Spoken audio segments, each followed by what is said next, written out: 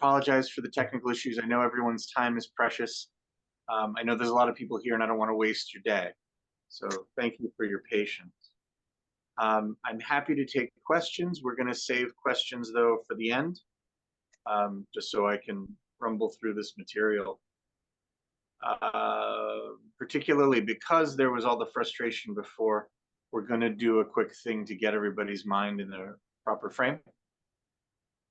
So I'd ask you to take a seated posture, something that is upright, comfortable. Take a couple deep breaths.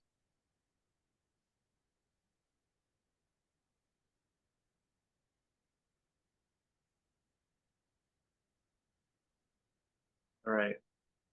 We're going to inhale, and as we inhale, we're going to expand our sense of self to encompass everything and allow the force to become your body, indistinguishable one from the other. Inhale. As we exhale, we're going to condense the body down back into a body. Feel the force move through it. So inhale. Expand. Exhale.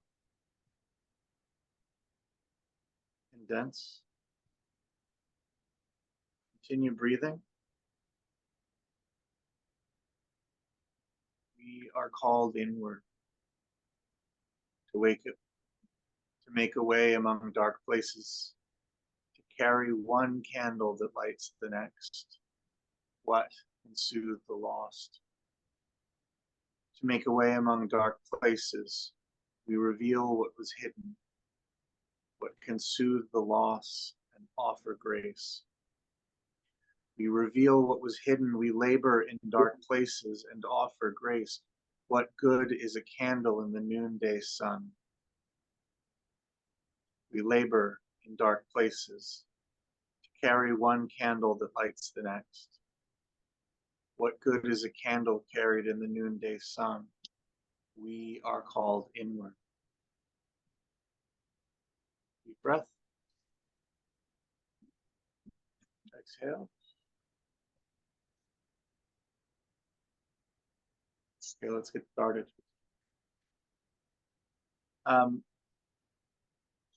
We're going to start with a meme. You've probably seen it.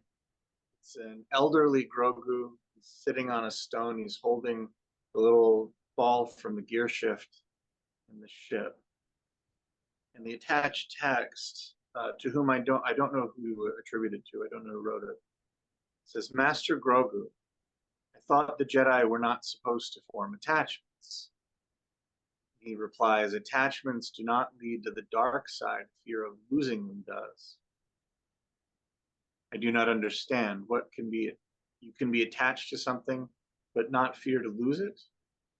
He says, "Treasure those around you while you can, and rejoice when they return to the Force." He says, "You mean when they die?" Death is a natural part of life. I wish it weren't, but it is. Once you accept that, the dark side will never take you. I have to live knowing that life and death are inseparable. It sounds impossible. Master gently touches his pauldron. No, Padawan, it is not impossible. It is the way. So I'm hoping some of you have seen this before. It's good, but it is imperfect. Not to be a snot. We are forbidden attachment. Fictional Jedi are forbidden attachment. Quite frankly, they're dangerous. The rest of us, it's just ill-advised. But the way this is written, it leaves itself open to misunderstanding. And contrary to how it normally goes, we're going to gain clarity by adding vocabulary rather than stripping it away. So what we'll begin with is some axioms for practice. These are the ideas that are going to get us through the next little bit. And the first one is that acceptance does not equal approval. If we are accepting an idea or an experience, taking it on its own merits, doesn't mean we like it. This idea is very challenging, particularly when we're asked to accept things that are painful, things that have happened to us that perhaps should not have. To say, I accept that this happened. Well, I don't accept that this happened. It was bad. To know that you don't approve that it happened. It did occur, and we have to live with that occurrence. The second idea is that rejection does not equal release. This is another idea that can be kind of challenging, so it's easy to explain. Every one of you have seen somebody do it. You hand them an idea they don't like, and they're like, I'm going to release it into the force. I release it into the force. Poof. And what you're doing is rejecting the idea. I don't want it in my head. I don't want to deal with it, which is not the same thing as I don't feel it anymore. My cat's trying to get in. The third idea is that possession and love are incompatible. That if I seek to possess you, if I seek control of you, that builds a limit on the amount of and nature of love that I can feel for you. To the point where if I'm running your life, I don't actually love you. I seek to possess you.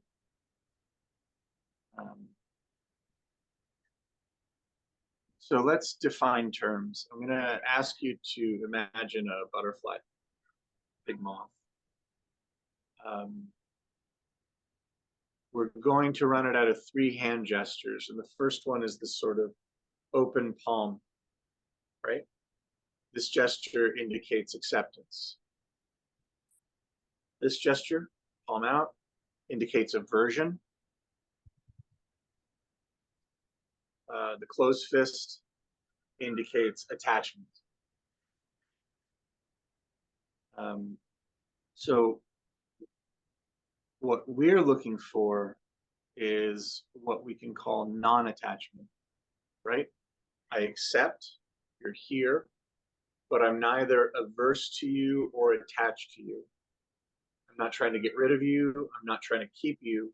I am permitting you to be here and permitting myself to experience you as long as is necessary, as long as is natural for the feeling or the experience that comes.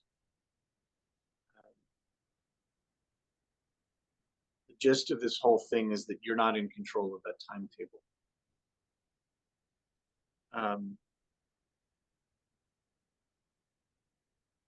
So we're going to talk a bit. I'm going to hit you with a lot of concepts at first so we can develop a language, and then we'll talk more about it. I also want to talk about this idea of radical acceptance. Radical acceptance is a distress tolerance skill that was developed in dialectical behavioral therapy by Marshall Lenehan. And it can be defined as accepting without judgment that there are facts about our current situation that are beyond our control.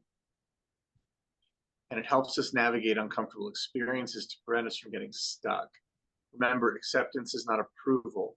So if you accept that a thing happened, you're not saying it's good that it happened. It's a non-judgmental thing. It is a willingness to confront our experiences on their own terms and to respond accordingly. That respond accordingly is important. Because if, for instance, I am asking you to accept something that's very difficult, for instance, you're in a relationship that isn't good for you. Okay. So acceptance of that looks like realizing I'm in a relationship that, regardless of my feelings and regardless of how they say they feel, is not good for me. That's acceptance, right? Whereas aversion right? Detachment might be telling us it's actually okay. It's in my imagination, right? Attachment, I can control this. I don't have to let go, or I can't let go because I'm afraid, right? So the non-attached, accepting posture is to say, this is bad, and I'm accepting that it is. And then I can respond accordingly. But until or unless I accept the fact that I'm in an unhealthy situation, there's nothing I can do about it, right? If I say it's fine, if I say that I can control it, I'm getting in my own way. And some of these situations are difficult. For instance, I'm sure all of you have burned yourself, right? I got a new one over here somewhere. And the trouble with the burn is that it hurts for a while. The thing about that that's instructive is that I say, okay, well, it's a burn and it hurts. And I don't have to get caught up in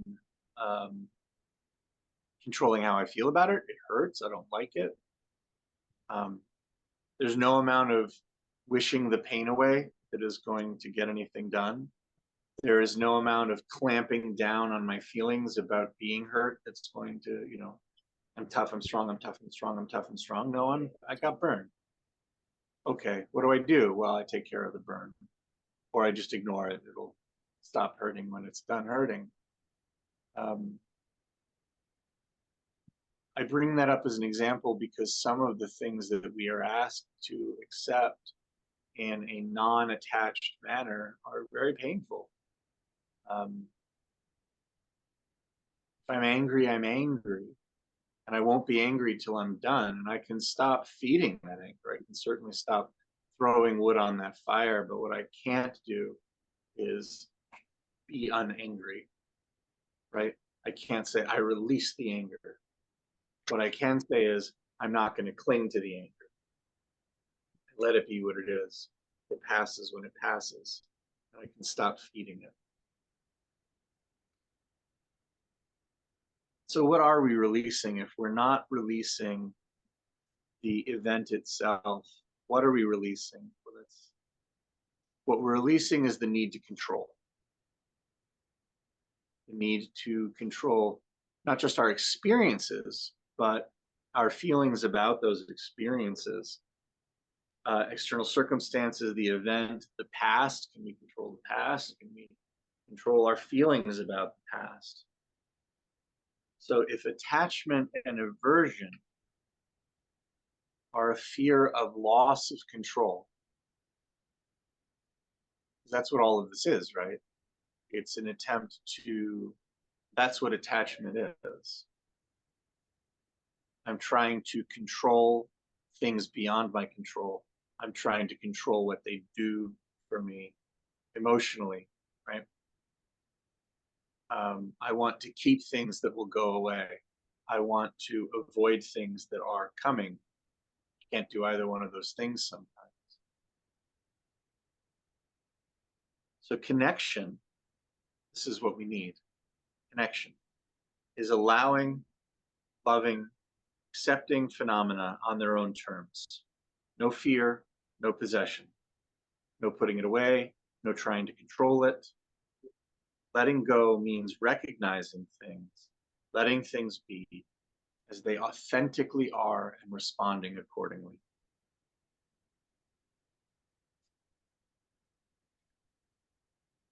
The butterfly is going to come and go as it will. We just hold it. I can use, so that's our example, right? We can talk about it as non-attachment, which is different from detachment, right? Detachment is when I pull away. And that's not useful because it contravenes what we know about ourselves and our lives, that we're all connected. This notion of the force, this thing that ties us all together. That's really the trick here. right? We are all connected to each other, biologically, chemically, atomically, socially, economically. And yet we have to navigate that connection without trying to clamp down on it, right? Letting it come and go and responding to that coming and going authentically, sincerely, and above all, mindfully. So I have a brief text I want to read about letting go. Again, I don't know who wrote it. It was generated within the 12-step community. I just have it here to read. It's called Letting Go.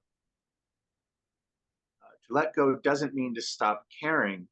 It means I can't do it for someone else. When we were going to do this in person, there was going to be this whole thing. You were going to raise your hand if you found that relatable, either to yourself or someone in your life or to a situation in your life. If any of this generates a question, just let me know and we can field questions at the end. To let go is not to cut myself off. It's the realization that I can't control another.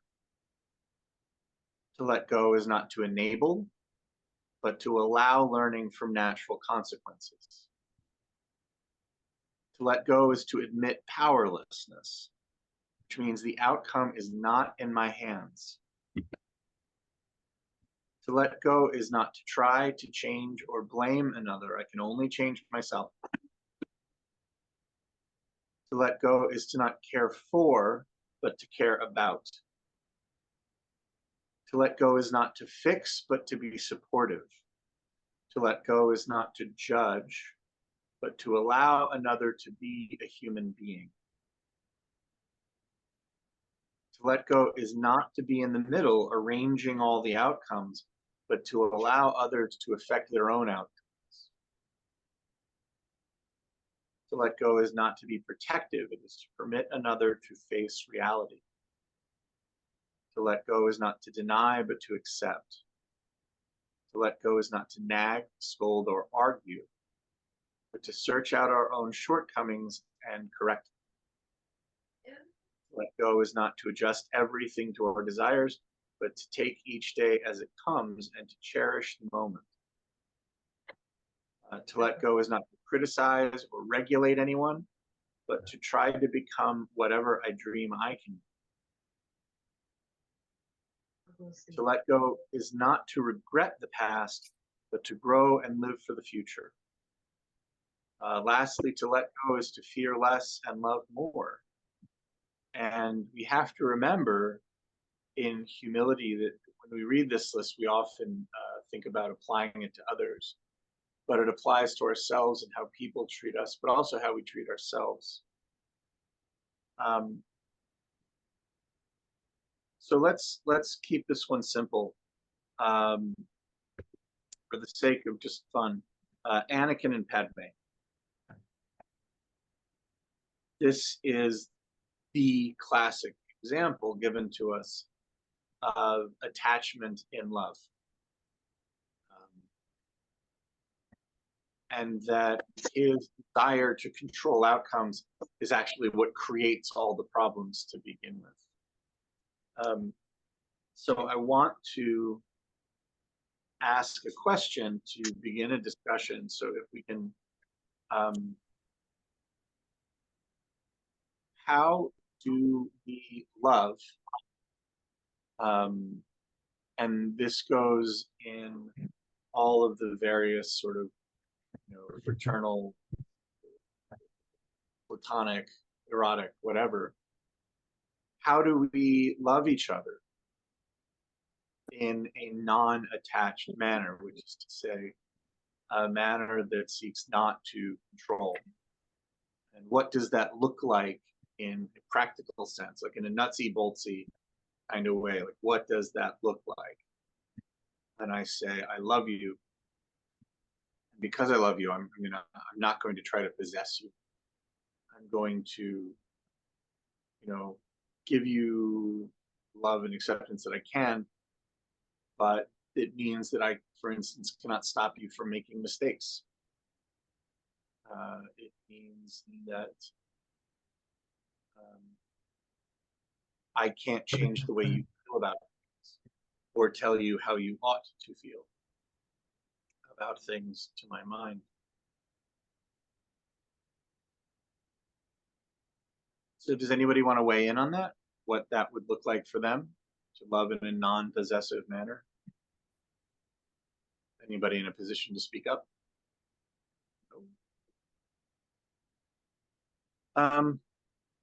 Looks like Lauren has her hand up. Neat. Accepting that my father is gone and there's nothing I can do. Yeah. And that happened this year. So, there's nothing I can do to change that. So I can't control it. right. I have Certainly to can't control the event. accept that death exists and that it's a part of life.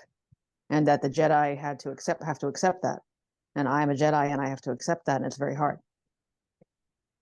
So if I can ask, when we're talking about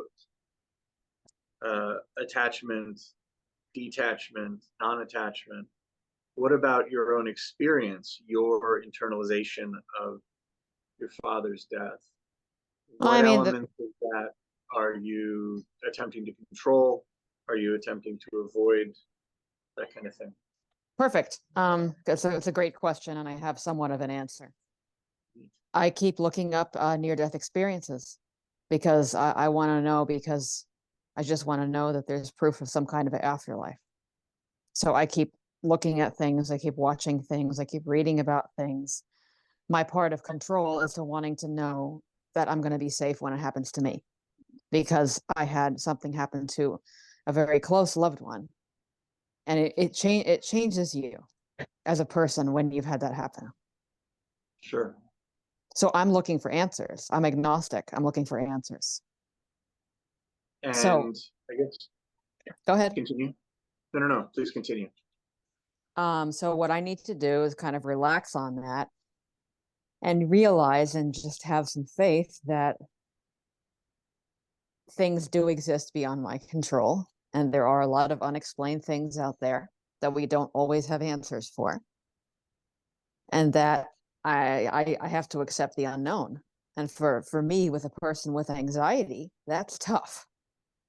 Absolutely. That's exactly what anxiety is. The definition is not knowing, or the fear of not knowing what is going to come next. Right. And it hits you in a different way when it was somebody that you were close to, especially when somebody gave you a great childhood. So it's letting go of the whole thing. It takes time. It's not a light switch. Right. And that's that's one of those things when we grieve is making meaning out of loss. Exactly. That's what the purpose of grieving is. And quite frequently, we try to skip steps because it's painful. Right?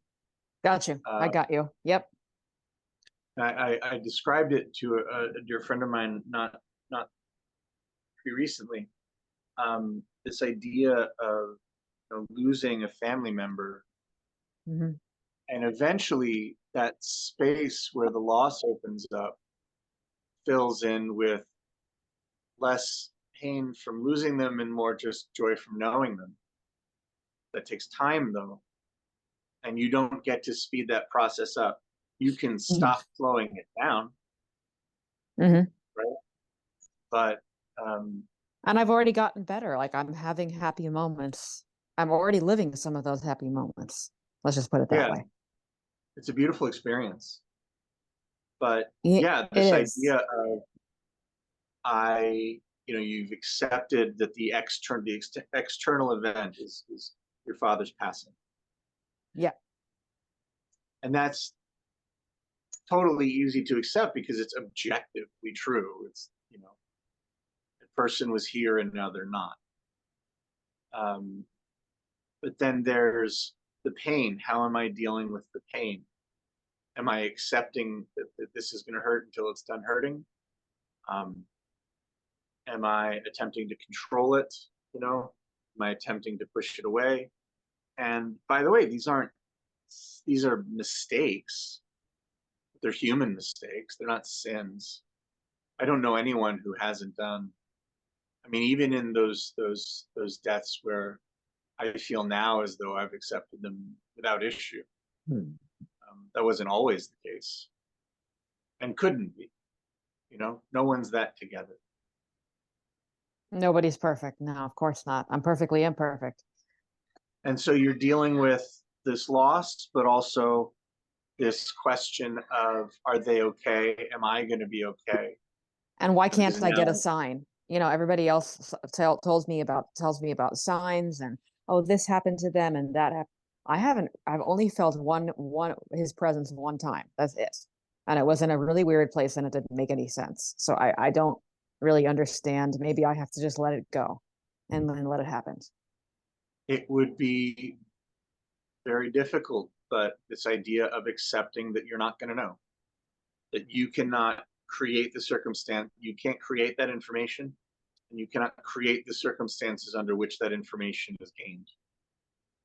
It's very difficult. Yeah. And looking at yourself lovingly and saying, can I permit myself to do that? Can I permit that? And allow myself to go through this process by which I gain peace, right? The butterfly comes. That's all I want. Yeah, it's peace. That's all I want. Sure. But even that, here comes the big rub, right? Is you can't force that either. No, not at all. Not in any way, shape, or form. And that's where this discussion becomes complicated, right? There's things we can't control. And so what we do is bear the experience with its own merits, with the good and the bad. The good being, you loved someone enough to mourn them when they passed. Yeah, like crazy. Yes. If you didn't care, you wouldn't care. I wouldn't even be talking about this right now. Yeah, nothing to discuss. So accepting the good and the bad, because of course, when we accept the bad, we can actually see the good. True. True. I'm not saying it's difficult. I'm not pretending. I'm sorry. This is my 8-year-old daughter. Can I have some time alone, please? Yes. I love you. Daughter. But Ashley, Mama Jedi mom needs some time alone. Minute. Hi. No, don't do that here, please. This is really important.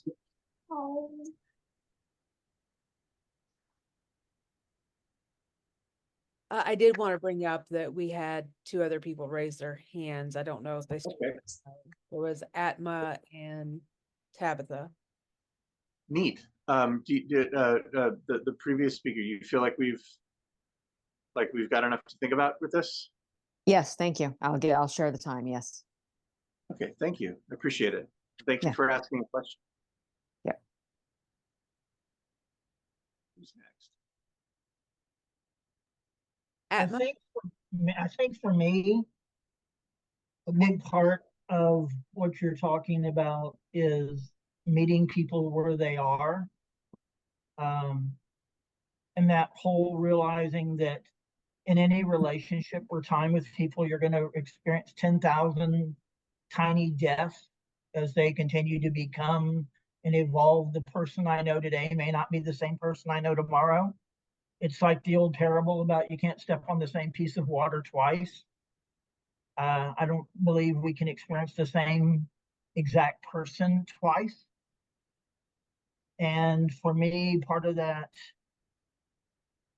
non-attachment is not fighting or struggling against that, but allowing the person to continue to be and evolve and to because so many times we're uncomfortable with people when they're growing or they're changing, and we don't want them to. Sometimes we don't want somebody to grow because it makes us uncomfortable, or it reminds us that if they can change and grow, so can we. And sometimes we don't want that reminder.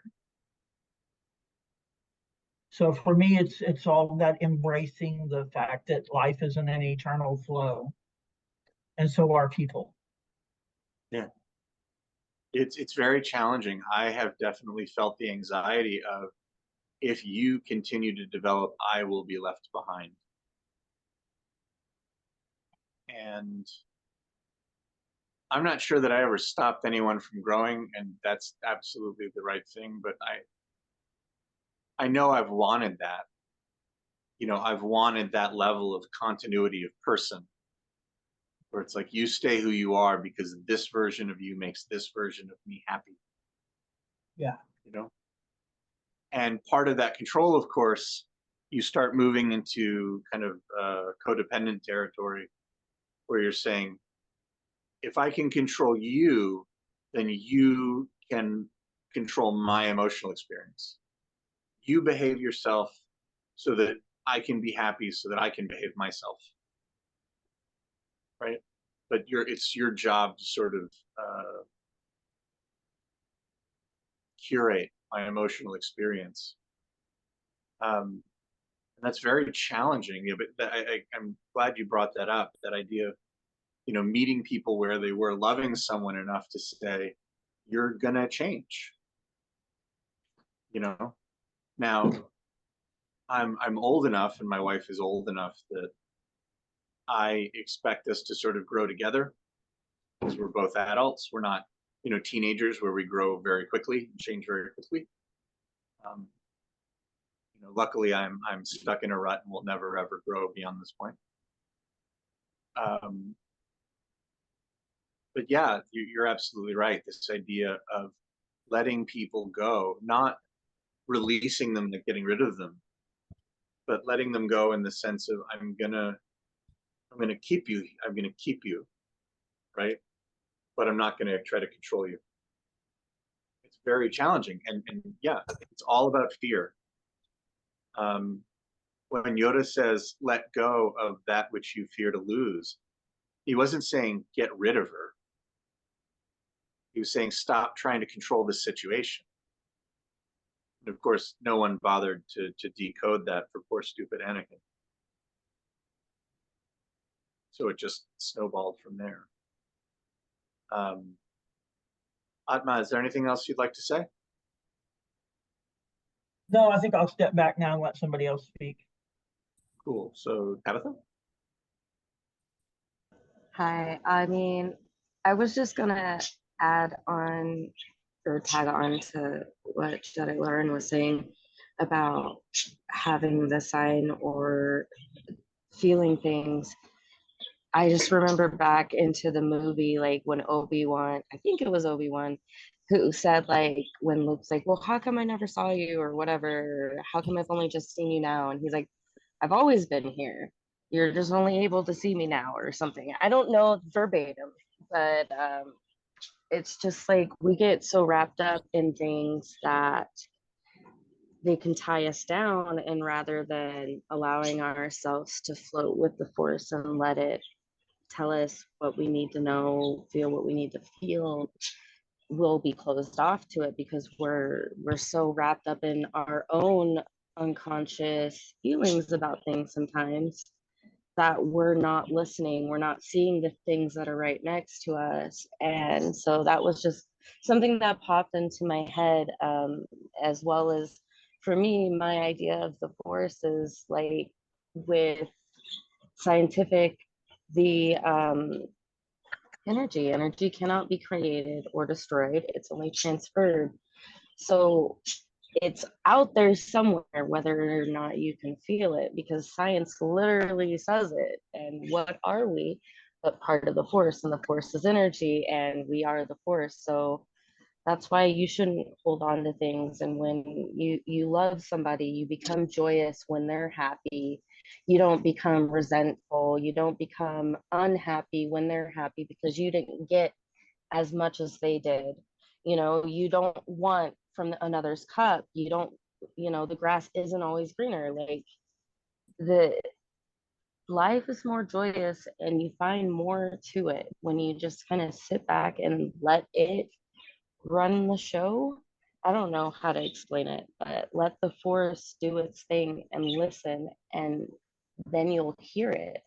But if you're holding on to your attachments, they're going to hold you down like ropes to an anchor, and you're just going to sit there trying to swim to the surface, and you're not going to get there because those things are holding you down. Yeah, that makes a lot of sense. I like to think about it kind of like a sailboat, in the sense that determining the tide and the wind is utterly beyond my control. And every bit of energy I spend trying to control those things is wasted. The only thing it accomplishes is it kind of makes me crazy. On the other hand, I have complete control over my rudder and my sail, right? There definitely are things within my control, right? Part of this idea of detachment, get away, rejection. One of the things that I often reject is responsibility for the things that I can control. You know, while I'm trying to control the things that are completely beyond me. It's such a challenge. Yeah, that's very true. That brings to mind in the hospital when I was in the ICU, as one of two CCTs for the entire ICU neuroshock trauma unit, I had one hallway and the other one had the other hallway. If there was a code blue, if anything was going down, we knew who the legit people were because they weren't there. They knew that that was getting taken care of. They were going around and checking on those nurses, patients, and the family members of the other patients. So those nurses didn't have to worry about that. And like being under some of those nurses and like, as well as the other CNA, if that CNA is in there, what am I doing? I am taking on 36 plus other patients now. I'm going to go, hey, make sure that Cindy Lou, who's gotten her blood pressure taken, you know, that the dialysis treatment's gotten started, this, and this, because that's where best I can be of benefit at that moment, not gawking at the scene of the crime of where the code blue is happening, like all of the other people. Like, I don't know, maybe Maggie might understand that a little bit. Like when things happen, your brain just clicks and you're like, okay, you just know what to do. And then some people just don't. So, yeah, I mean, and some of that is a question of a lot of that I think is a question of experience and skill level. But I think there's definitely an insight of I've done what I can do. There's nothing else for me to do here. You know, let me move on to that situation wherein I'm effective. You know, real quick to speak to your. Actually, I don't remember everything you said in the beginning, but this idea of letting go, of releasing, kind of in an authentic way, speaks to our responses to the thing, not just the thing.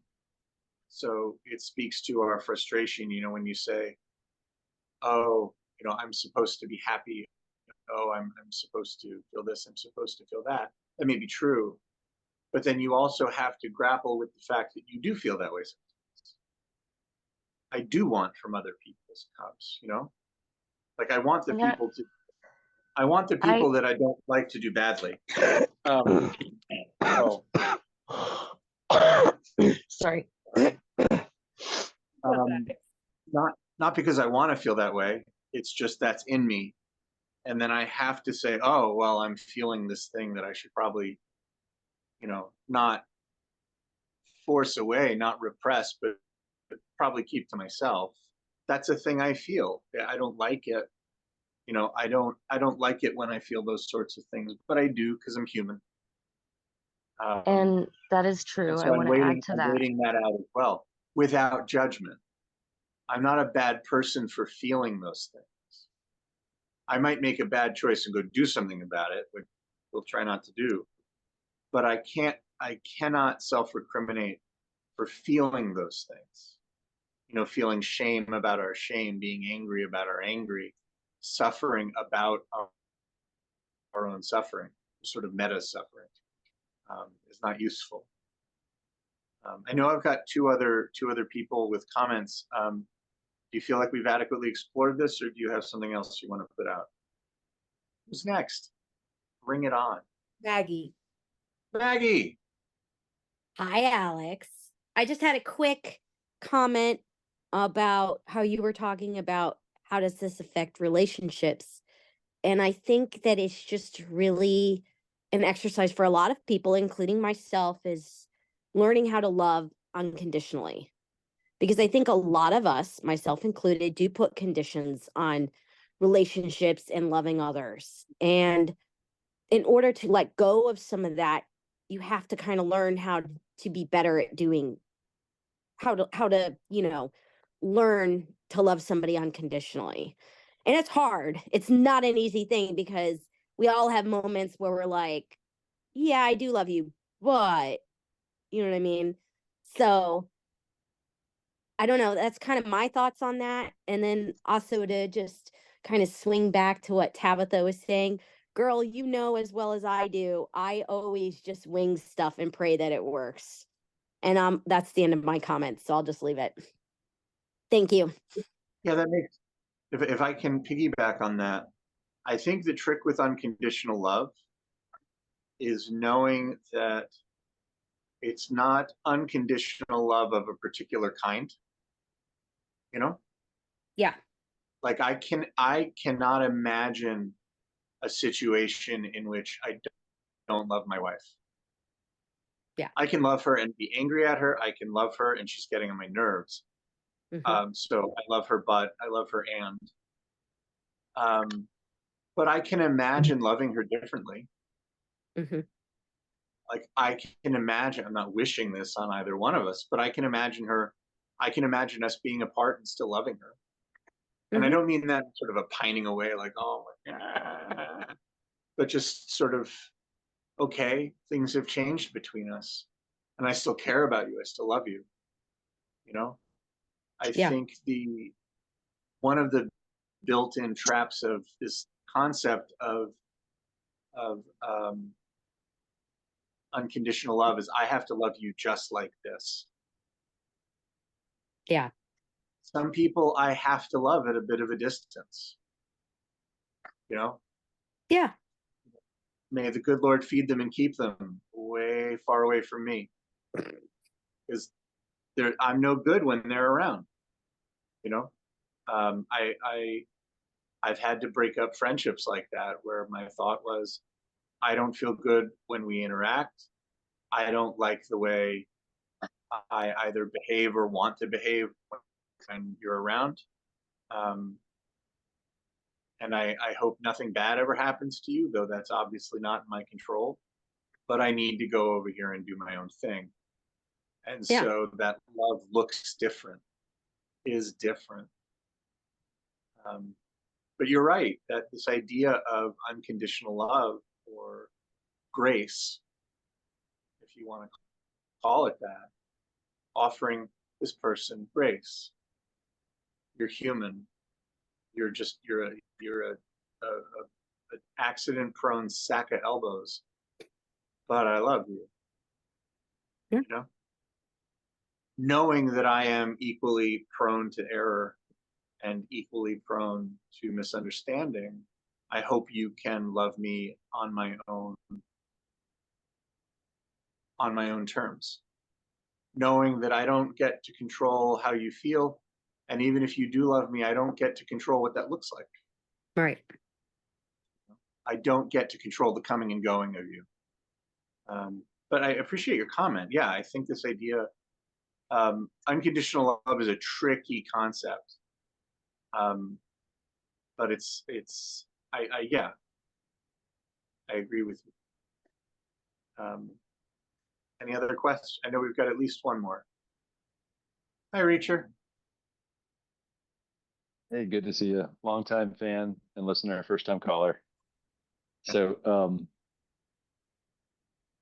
whenever I think of love, and unconditional love, or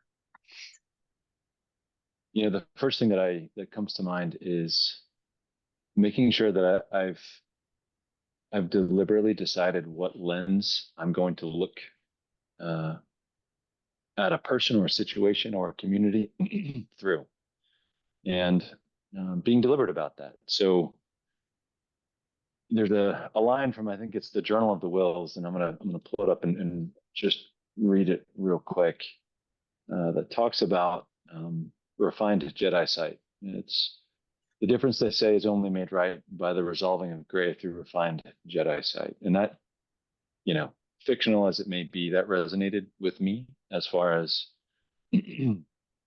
how you approach and engage with the world. And in this case, I think to speak of love is by seeing in another person a reflection of the force, or an acknowledgement of that is within them. That if one of the goals is a more perfect union with the force, then being very mindful in moments of reflection, whether that's a daily mantra or event or an examination of conscience based on, maybe an event that occurred, maybe you just had a fight, or maybe there was an expression of love, or outreach. But to think very clearly, like, okay, is this about me? Is this about a pain that I'm feeling, a longing that I have? This relationship that I have, and what is motivating and compelling me to do these things? Is it an acknowledgement or appreciation for a more perfect union with the force, or is it something else? Is it something that puts me at the center of the cosmos, as opposed, or even them at the center of the cosmos? Or is it the force? And is what I'm doing a reflection of that acknowledgement that it should be the force at the center of things? And that generally is a pretty good rudder steer. And so, from a practical standpoint, it's an examination of conscience or perspective. Like, how am I seeing this, and how is that driving my actions? And then, yeah, I know for me, whenever I think about personal relationships, I'm always mindful of if I am putting myself in a position to take from this person, like, am I in a engaging with them in a way that is not taking advantage of them, but am I taking from them? And people exchange things all the time, sure, emotions, thoughts, Right. feelings, but is it coming from a position that allows me to take from them? Am I establishing a dynamic that is unhealthy in that way? And so I think mindfulness in those things is kind of the day to day on the grind. As things happen and you're not sure how you should feel about something, just, okay, what is the lens through which I'm viewing this, and how does that inform how I act? And ultimately, that comes down to what it is. It's action. It's love in action, and then what motivates that. So I'll pause there. No, I appreciate that point. Yeah, I like this idea of considering the lens. The for my purposes, it would be, again, am I trying to control this thing? Am I trying to reject this thing? Am I letting it occur? Separate from your point, but I want to get to something that I neglected to mention earlier. When bad things are happening in the present tense, and I say accept that it's accepted. If you're getting punched in the face, I will tell you, accept that you're getting punched in the face. Don't accept punches to the face. Deal with the fact that you're in your eye. Like, if I'm just being spoken to in a way that I don't like, You know, I can sit here and I can say, well, you know, why am I not liking it? Let me accept what's going on, but that doesn't mean I have to accept the treatment, right? I can still say, I'm glad we're talking, but I really need you to you know, monitor your tone here. Whether I say it in those words or not is subject to debate, but you know, I will on occasion ask people, like, I get that we're talking, but if you could check your tone. You know, I'm accepting the conversation and I'm accepting what you're laying down, but I don't necessarily accept my treatment. Or rather, I accept that I'm being treated this way and I'm responding accordingly. I wanted to get that out because, again, when we talk about acceptance, I think we tend to stray into areas of approval and saying, well, like, well, if I'm accepting it, I'm saying it's okay. No, when you're accepting it, you're saying it's real. It's real. Is there anybody else? Oh, I'm sorry. Continue. Can I? So on that, and that's a great point about you know, that accepting that something's occurring, not accepting the thing itself, in the sense that you know, a lot of folks do seem to minimize the ideas of or the feelings of anger, the senses of anger, and Sure. I think there's a healthy level of that, and I think when you look at the virtues, you know, whenever they talk about temperance and prudence, you know, courage and justice, and then there are others, but particularly justice in this case, which is giving one one's due, where anger itself is not necessarily wrong. It's undue anger, dwelling on anger. Yeah, You know, I think about it in terms of. I'm sorry. I say there are certainly times where it's absolutely appropriate to be upset. I mean, one, we're human, so it's going to happen.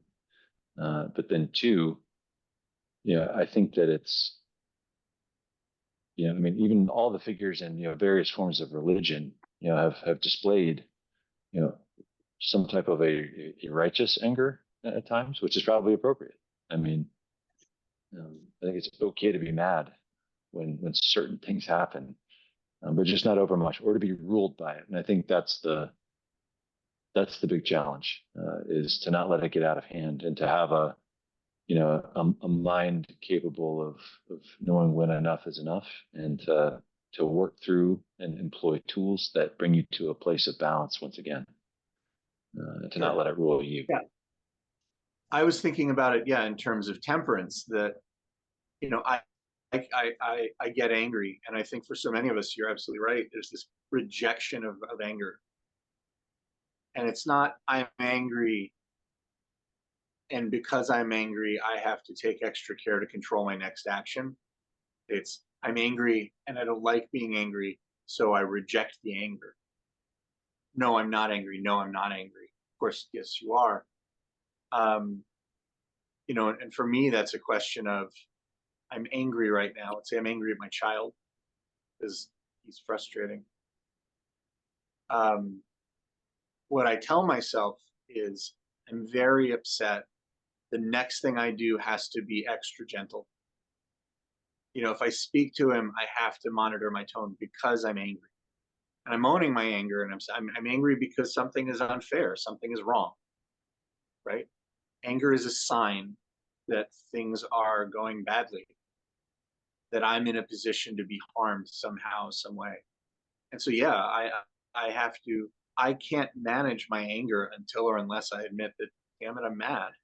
And I think if we keep on kind of suppressing our anger, and I think that's a kind of a classic misunderstanding on the path, this idea of, you know, anger is to be avoided. Well, kind of marinating in our anger is to be avoided. Ruminating on our anger is to be avoided. Acting out our anger is to be avoided. Being angry is just a thing we do. You know, I might as well, you know, try to avoid breathing. I get mad. Everybody does. Can I let my anger come? It's here, and it's going to leave when it leaves. And in the meantime, am I trying to pretend I'm not? Am I trying to use my anger to make me strong? Am I going to lose? Am I going to take responsibility for myself? It's very challenging. Any other thoughts, feelings, concerns, observations? Ooh, Corey, bring it on.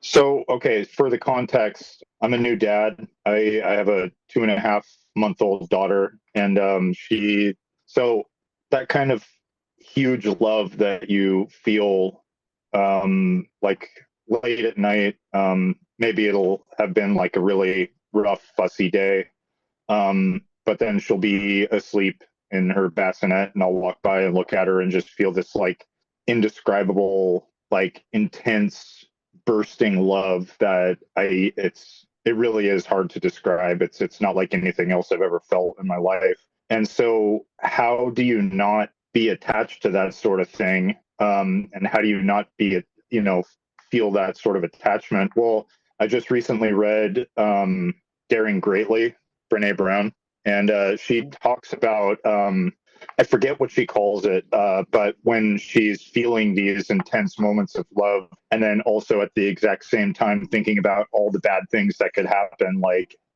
she looks at her kids and she feels this intense burst of love, and then in the same thought thinks about, they could be gone in a second.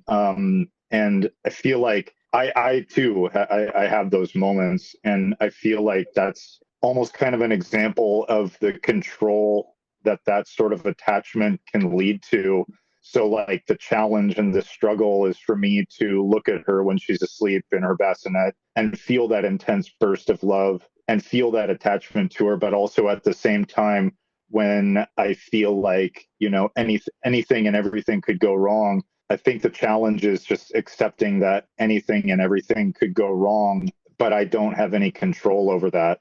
And I guess this is more of just an observation, but yeah, it was the book was a pretty eye-opening read for me. There's a lot to do with parenthood in it and being a new parent. It was just kind of mind-blowing at certain points. But yeah, that part's really tough, is separating that kind of attachment from this little human that I love so bad. And but also trying to tell myself that, there's certain parts that I can manage and direct and guide, but there really is no control over like the biggest parts of life. I mean, like if something were to happen and she were gone the next minute, I'd be devastated. But do I have control over that? Like sorta, and no at the same time. So that's just something that's been on my mind since I read that book, and I'll leave it open after that. Okay, so in a little over 2 weeks, I'm taking my 4-year-old to preschool for the first time. Grayson he has autistic spectrum disorder, and I have been home with him nearly every day of his life for the last 4 years. I think I've spent 5 nights away from him. No, maybe 10 nights away from him since he was born. And in 2 weeks, I'm going to hand him over to a bunch of strangers, and I'm going to turn around and I'm going to walk away. And this is keeping me up at night. He's not going to die. He's going to flip out, right? And so when I think of letting go in the context of our personal relationships and letting the other person be who they are, luckily there are a million arenas in which we do that. And not all of them are, thank goodness, not all of them are couched in catastrophic harm. You probably take care of your own. I think we let the people in our life, we let them go. We permit them to be as they are. Sometimes we can only start in small ways. And quite frankly, I don't know. Parenthood and parental love is one of the most intense things I've ever felt. With my older son, I can let him mess up and I can let him learn from stuff. And it's easier. but there's still whole arenas of his life. If they went wrong, I don't know what I'd do. And I wish I had an answer for that wasn't glib. And the only thing I can say is if I ever figure it out, I'll let you know. I think we start in small ways. We kind of do what we can. But I don't have a perfect answer. Or an answer to it, rather. Is there anybody else? So for me, I just kind of wanted to add in, the thoughts kind of came from you and Reacher in a way, just contemplating things. But when it comes to unconditional love, something that I have to consider on letting go is letting go of the fact that they have to have their own free will. So when they do things that I'm really not a fan of, and I still love them, kind of like what you were saying. I'm here. Sorry, Rebecca's got her dogs probably. Oh my. But the idea of you were saying that you love your wife even, and you would regardless of whatever happens, but that kind of made me think of, okay, well, when people do things that we really don't like, we have to let go of the fact that they have free will, because us as Jedi were taught in one of the codes from the fiction that we respect all life in any form. And, you know, as long as you're not attacking me and trying to kill me, I guess I'm going to have to be fine with you. And just let go of that idea that, yes, you're doing something I can't stand behind, but I'm still going to love you. And then you can say, I don't have anything else to say, but Sasha's after me when you want to call. Okay, if you're all set, let's talk to Sash. Hey, so I just wanted to share a Zen story, if I may. It's about attachment. So there were two monks walking down the road, and in front of them they saw a woman who was trying to cross the road, but she couldn't because the road was muddy, and it would have messed up her dress. And so, without even thinking, the senior monk ran over and picked her up and carried her across the street and deposited her on the other side. Um, the junior monk, of course, seeing this, was furious. He fumed about it. He thought about it and kept uh, uh, going over it in his mind. We're not even allowed to look at women, let alone touch them.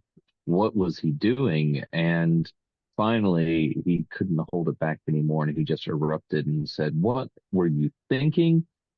You are a senior monk. You are not allowed to behave this way." And the senior monk just looked at him and said, "I left the woman on the side of the road. Are you still carrying her with you?" Yeah. And anyway, I think that's a good story. No, it's an excellent story. Thank you for bringing it up. Yeah, I think it speaks to the way we approach, our experiences and our attachments to them. Yeah, he set the woman down. He picked up a person and he helped them along, and he wasn't even attached to the experience. He wasn't grasping the experience while he was having it. He's just like, oh, I see a need, I fill a need, I move on with my life. And the younger monk just couldn't wrap his head around that. So can I And make that's a hard. quick comment, Alex? Yeah. Sorry. So those of you at the gathering, remember the R2 code? Let that bleep go. There you go. He left it. R2's a real one. He's got a real potty mouth. Yes, he does. So, if there's no one else, I think we can wrap this up. Churchill has his hand up. Churchill. Okay, first of all, can anybody hear me? Yes. Okay. I was gonna say a story, but I think Sasha's story is better than mine. When I No. was younger, yeah, yeah, come on. When I was younger, I used to complain about anything that went wrong in my day. Like, it rained outside or I missed an opportunity to do something I wanted to do. My dad he wouldn't tell me I did anything wrong. He wouldn't tell me I did anything right, but he'd just tell me a simple story that when he was in the army, he woke up one morning and his shoulder hurt. So he went to the doctor and he told the doctor, my shoulder hurts whenever I do this. And the doctor told him, well, then don't do that. And it took me a while to figure out when I was younger, but I think what he's trying to tell me is kind of the same idea. It's just if you hold on to something and keep doing it over and over again, it's going to continue to hurt you. But if you just stop doing it, it sounds simpler than it can be. But yeah, Yeah,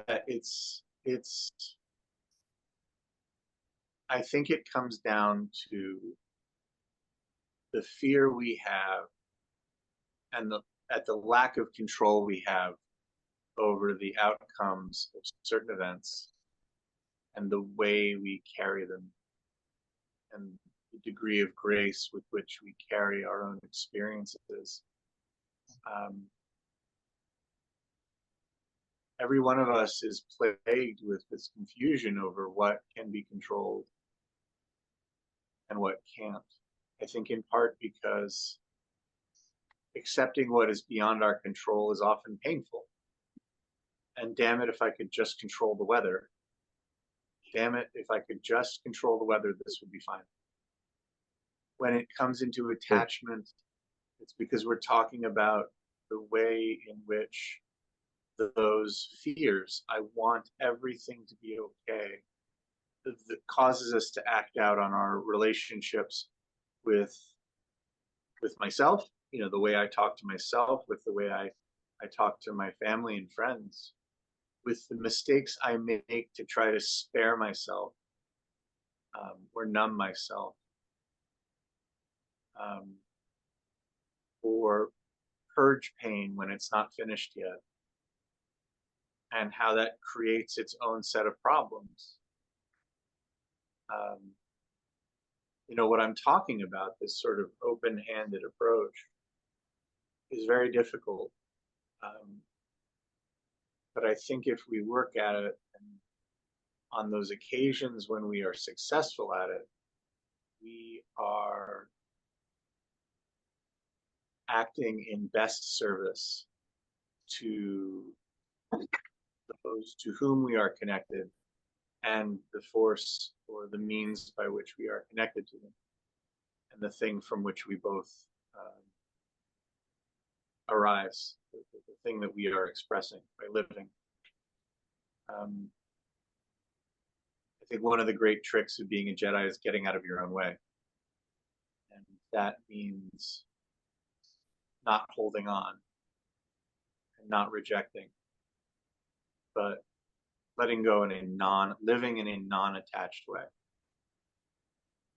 Things come, things go, and I live my life accordingly to the best of my ability. Is there anybody else? Yeah, essentially Jedi mind tricking yourself every morning when you wake up, letting go and let the Force take care of it, turning it over to the Force. Kind of. I don't turn everything over to the Force. That would be irresponsible. My things I can't control. Let me just be clear. My Sure, things yeah. I can't control. It's not a Jesus take the wheel sort of thing, where I literally take my hands up off the steering wheel. I don't create the setting conditions. I just respond to them. If I could create the setting conditions, everything would be better. Maybe. But every time I try to create the setting conditions, I just create more problems. So it's a question of offering other people and one's self grace. It's also a question of courage, and it's a question of humility. A lot of our virtues feed into this. Anything else? So, a couple of points. I'll go with what we just heard from Lauren. Yeah, in the Army, we say that there are things that you can control, there are things that you can influence, and there are things that you must merely appreciate. And there's just a little bit of nuance there of, okay, there are things that I can make change. There are things that I aren't mine to do, but I can certainly inform out on or engage with others about. And then there are those things that I have to change myself over. And that's what the appreciate part is, and how that comes in. The second point That's a very useful phrase. Yeah. I am 100% stealing it from the Army. Right on. Sorry, not everybody Army. says that. Yeah, that's not everybody says that. That's just something I learned while here, I guess. The other is when we talk about letting go of another person or not possessing them, it's also to keep in mind not just the other person but the thing itself. So when it comes to love, so I think that it is entirely possible to have a love of the world and the people in the world. I think it is entirely possible to evolve the kind of love that you have. So maybe, in a like passionate love between couples, something is done that makes that passionate love not viable anymore. And because you've got the passionate love doesn't mean that you're overly attached. You are attached because you're engaged in a relationship with that person. But you have to also be able to allow that to evolve and not possess that passionate love, and hold on to it and let it change you, in an untoward or completely irrational way and warp you. So you have to be in a place where you can allow that love to evolve and change, and that includes, I think, with children as well. As they change, and when your relationship with them changes as well, that love also evolves. It's no less deep, but it changes. And so to try to hold on to those things that may not be appropriate for where you are and where they are, you got to let it go. That's frankly, I think, a reminder to myself, and the moniker that I use is that it is going to constantly evolve, and you've got to be willing to embrace and reach for that. And so, I think it's not just about that other person. It's about possessing that kind of love or feeling or relationship, whatever that love is for you, and allowing it to change. And that's the kind of attachment that is unhealthy or can be bad, is when even if it's not another person, it's that love or that feeling or that sense, or that defined sense of love that you're craving, or can't let go or allow to become what it needs to. I'll pause there. I agree. Thank you. No, that's a valid. Appreciate you bringing it up. I'm glad that the topic of love came up because it is a very curious topic for me as somebody who identifies as polyamorous.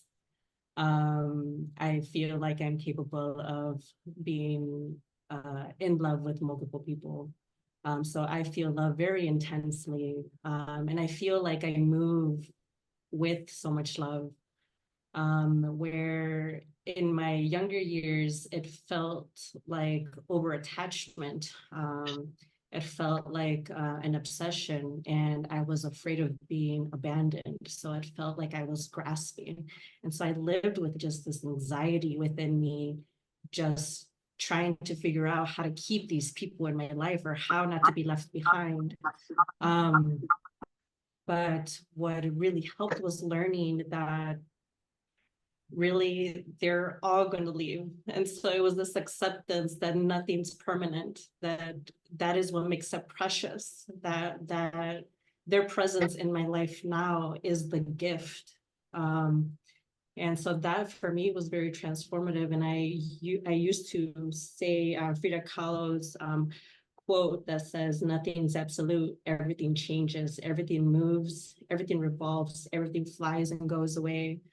And I use it as a mantra to remind myself that even if somebody was going to be in my life forever, death is still part of it. Like they're not going to be in this state forever in my life. And the more I started getting comfortable with the idea of change, the more I was able to actually appreciate the moments of the gifts that I had in that moment that they were here.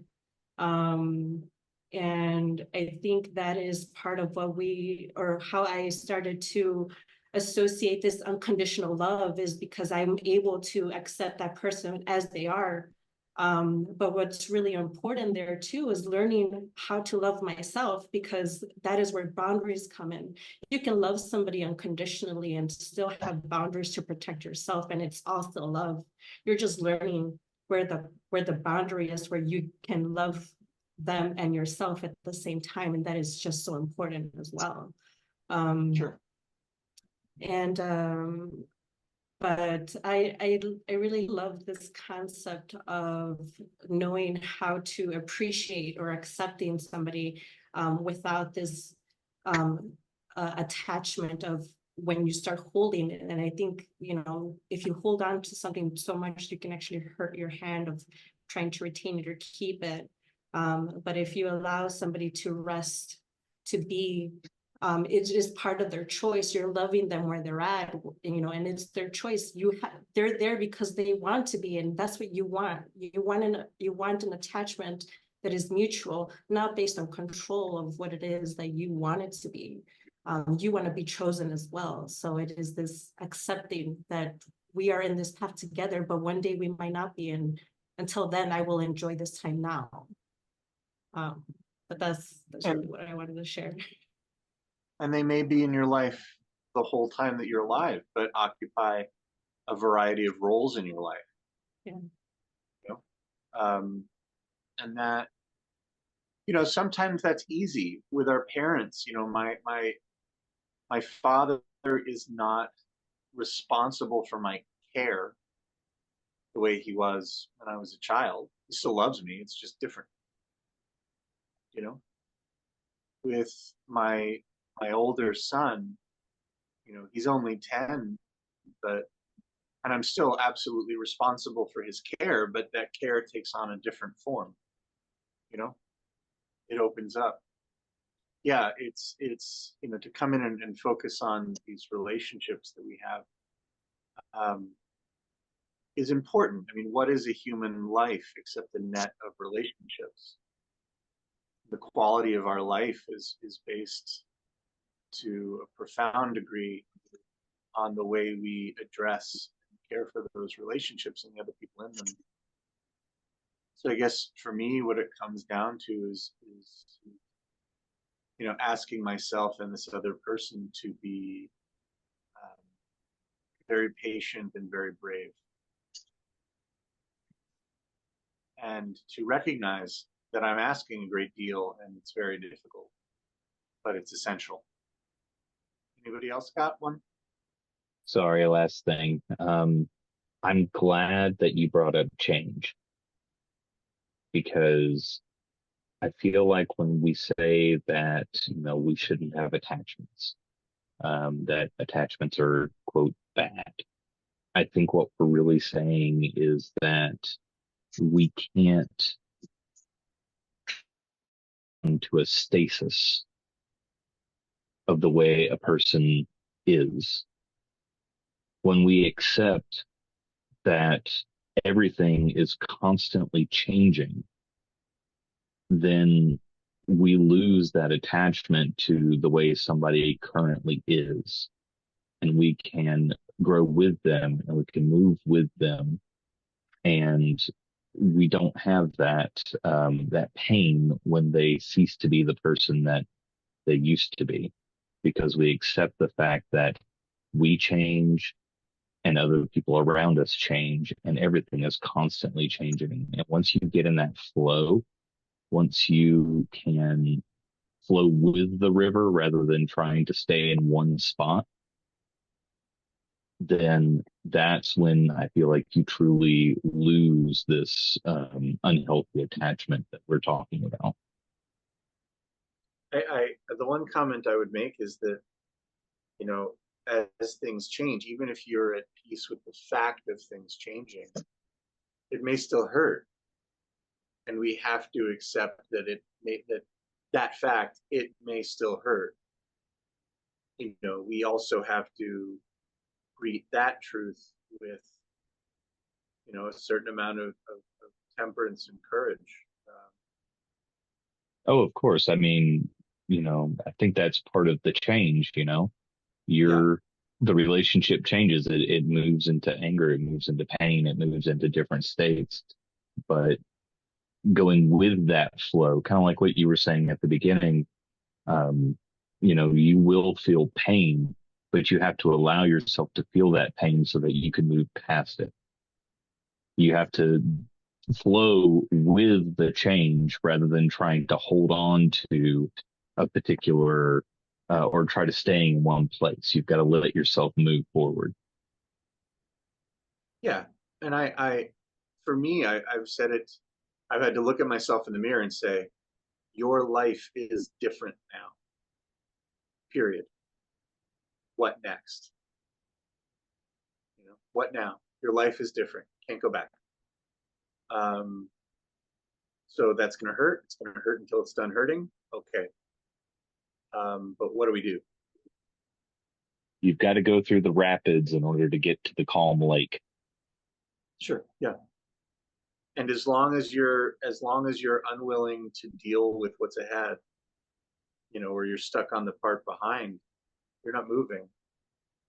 And sorry, I'm trying to come up with a pithy roundup for all of this. Yeah, it's about being non-attached, which is to say, I think of non-attachment as the most sincere form of connection, which, as Astria pointed out, it requires both things to be up for it. And what can we do to facilitate that?